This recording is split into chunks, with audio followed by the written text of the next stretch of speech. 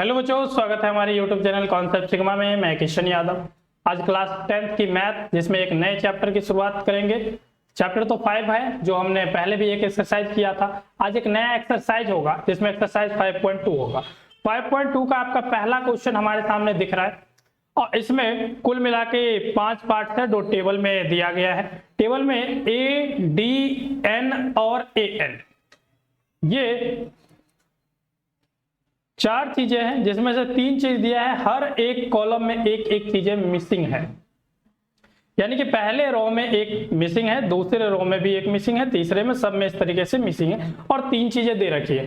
ध्यान देना कि एक फॉर्मूला लिखेंगे और एक ही से हम सारे आंसर निकाल लेंगे। पहले का भी, पहले से बढ़ते बढ़ते 5वें तक सबका एक ही फॉर्मूले से आंसर निकल जाएगा। और वो फॉर्मूला क्या है वो मैं आपको लिख के बता देता हूं।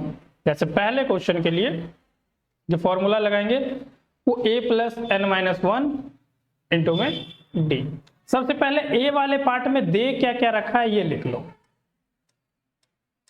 ए में फर्स्ट पार्ट में a बराबर दिया है 7, डी बराबर दिया है 3 और n बराबर दिया है 8। आपसे पूछा गया ए एन नहीं पता है ना। ए 7 है, डी 3 है, एन 8 है और ए एन आपको निकालना है। तो ए एन बराबर एक फॉर्मूला बनता है ए प्लस एन माइनस 1 इंटू में डी। ए की जगह 7 रख दो, प्लस है तो प्लस, ब्रैकेट में एन की जगह 8 रख दो, माइनस 1 इंटू में डी। तो डी की जगह जो वैल्यू है वह है 3, तो 3 रख दो। कैलकुलेट करो जरा। 7 प्लस में 8 में से 1 घटाएंगे तो 7 और ब्रैकेट हटेगा तो मल्टीप्लाई। 7 या 21 तो 7 प्लस में 21 और 21 और 7 को मिला देंगे तो आ जाएगा 28। यानी कि इसमें क्या भर देंगे 28। एन कितना होगा 28। आसान था। इसी तरीके से दूसरा पार्ट देखिए। दूसरे में ए दिया है, डी नहीं दिया है, एन दिया है और ए एन दिया है। दूसरे पार्ट के लिए जो चीज दिया है वो इधर लिख लेते हैं।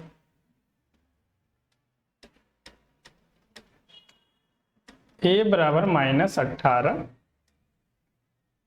डी बराबर, एन बराबर और ए एन बराबर। सबके बराबर जो जो दिया है वो यहां से लिख लेते हैं।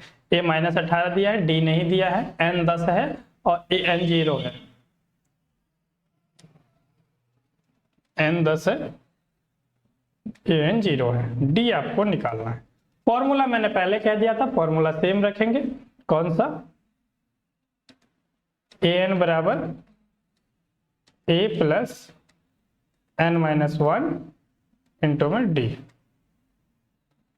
तो ए की जो वैल्यू है वो कितनी है -18। ए एन की वैल्यू इधर दे रखी है तो यहां रख दो 0, प्लस में एन बराबर 10 है तो एन की जगह 10, -1 मल्टीप्लाई डी। तो डी तो हमें पता ही नहीं है तो डी ऐसे छोड़ दो।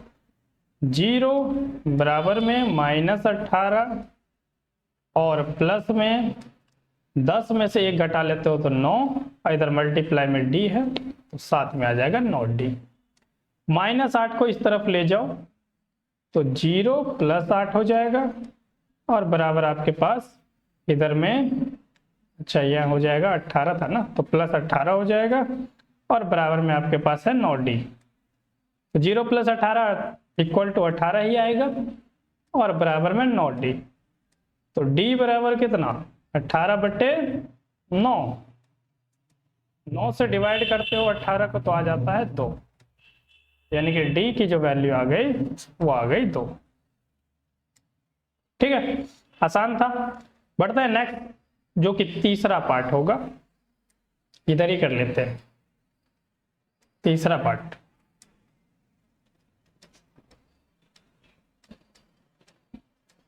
तीसरे पार्ट में ए कितना दिया है डी कितना दिया है, एन कितना दिया है और ए एन कितना दिया है, सबको लिख लेते हैं पहले। तीसरे में ए नहीं दिया है, ए निकालना पड़ेगा। डी -3 है, एन 18 है और ए एन -5 है। -3, 18 और -5। -3 ए तो नहीं दिया है, ये आपको निकालना है।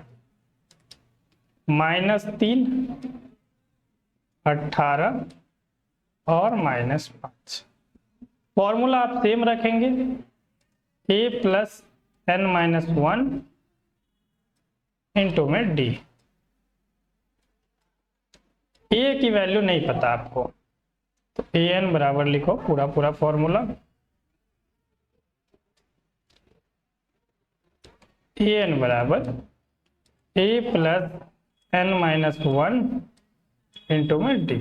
ठीक है, अब जरा वैल्यू देखो कि d -3 है, n 18 है और a n -5 है,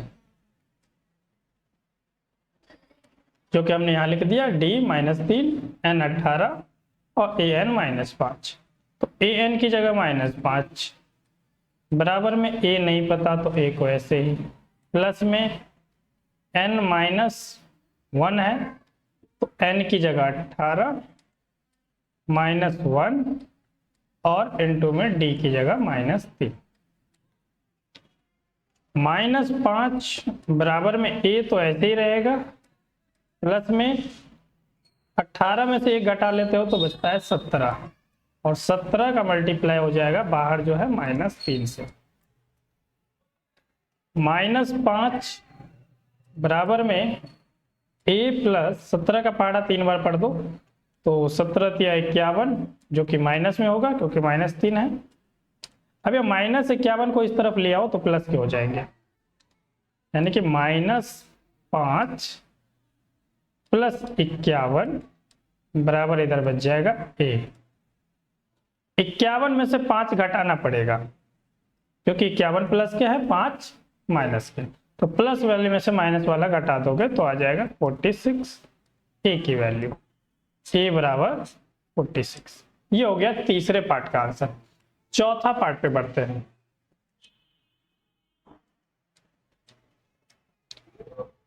a d n और a n कितना कितना है जरा देख लेंगे क्वेश्चन में। -18.9 -2.5 a और d, -18.9 -2.5 और n जो है वो नहीं दिया है, n निकालना है आपको, और a n दिया है 3.6, n निकालना है a n 3.6। फॉर्मूला आपके पास सेम है, कौन सा, a n बराबर a + n-1 इंटू में d। a n की जगह 3.6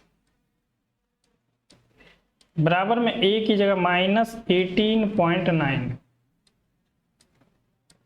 प्लस में n तो नहीं पता तो n-1 ऐसे ही मल्टीप्लाई में d, तो d की जगह होगा 2.5।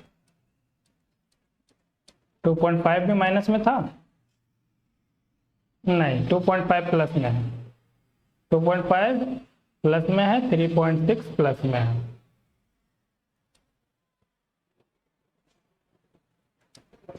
टू 2.5 का माइनस काट दो, 2.5 प्लस में है, 2.5 प्लस में, ठीक है।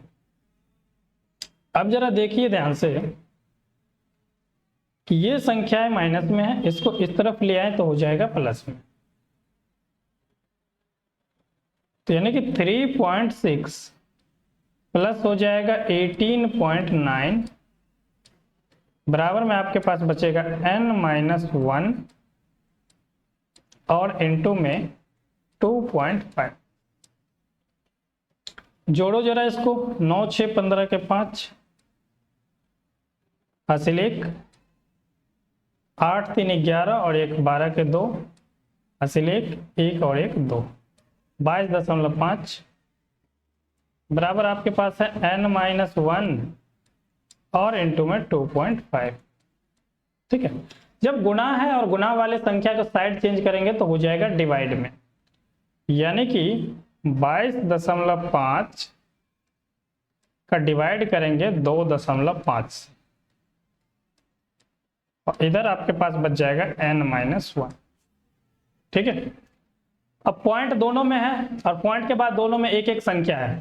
पॉइंट के बाद जब दोनों में एक एक संख्या है तो पॉइंट से पॉइंट आप काट सकते हैं, इससे ये कट जाएगा क्योंकि दोनों के बाद एक एक संख्या। तो ये बन गया 25 और ये बन गया 225।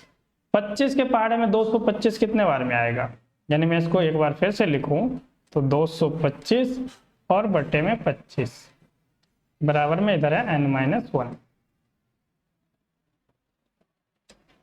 25 के पहाड़े में 225 आएगा 9 बार में, इसको काटो और लिखो 9 बराबर में आपके पास है n-1।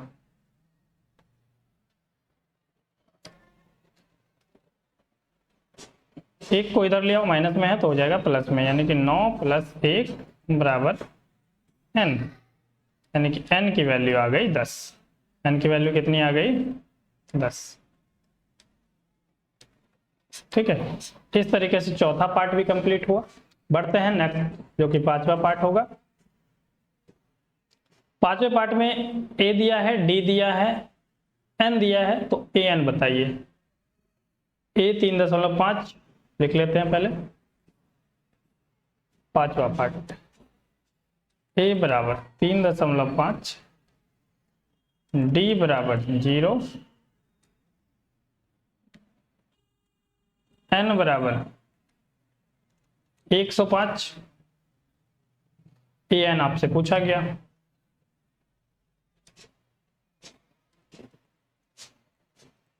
an बराबर नहीं पता, तो an बराबर फॉर्मूला है an बराबर a + n-1 इंटू में d।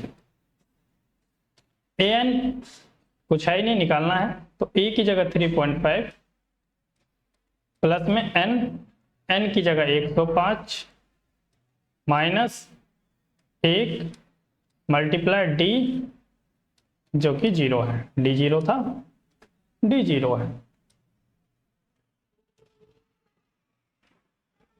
3.5 प्लस में 105 में से 1 घटा लेते हो तो बचता है 104 मल्टीप्लाई 0। अब आपको पता है कि 0 से किसी भी संख्या को मल्टीप्लाई कर देंगे तो 0 ही आएगा, तो यानी कि 3.5 और प्लस में 0, 0 जोड़ने पे वही संख्या रहेगा 3.5। ये आ गया इसका आंसर। तो इस तरीके से इस क्वेश्चन के पांचों पार्ट हो जाते हैं कंप्लीट।